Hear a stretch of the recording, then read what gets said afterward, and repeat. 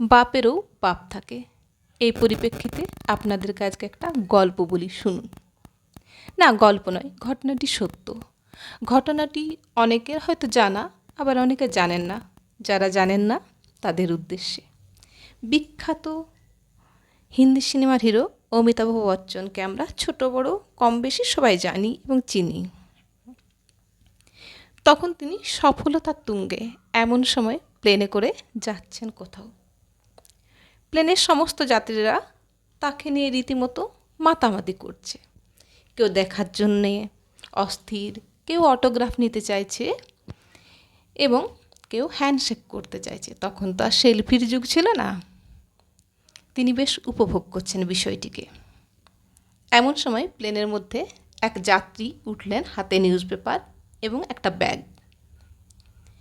তিনি আবার অমিতাভ বচ্চনের পাশের সিটটিতেই বসলেন।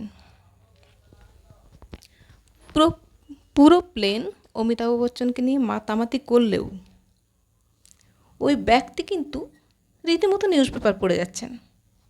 বিষয়টি অমিতাভ বচ্চনের ভালো লাগছিল না। কে ইনি কি আমাকে চেনেন না? তাই তিনি নিজের পরিচয় দিতে গিয়ে আঁখ বাড়িয়ে ব্যক্তিটিকে জিজ্ঞাসা করলেন, আপনি কি হিন্দি সিনেমা দেখেন না?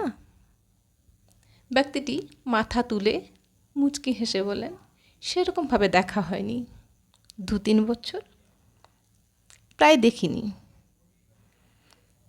ও আচ্ছা বলে অমিতাভ বচ্চন চুপ রইলেন। ব্যক্তিটি আবার নিউজ পেপার পড়তে শুরু করলেন।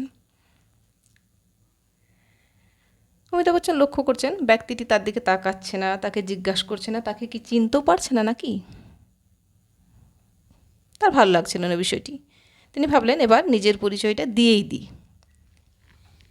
ইতিমধ্যেই প্লেনটি এসে বিমানবন্দরে পৌঁছালো। প্লেন থেকে সমস্ত যাত্রীরা নেমে পড়লেন, তিনিও নেমে পড়লেন।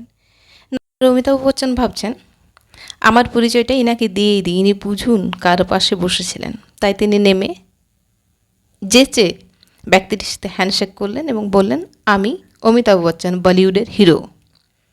ব্যক্তিটি খুব বিনীত স্বরে বললেন, আমি রতন টাটা, টাটা কোম্পানির মালিক।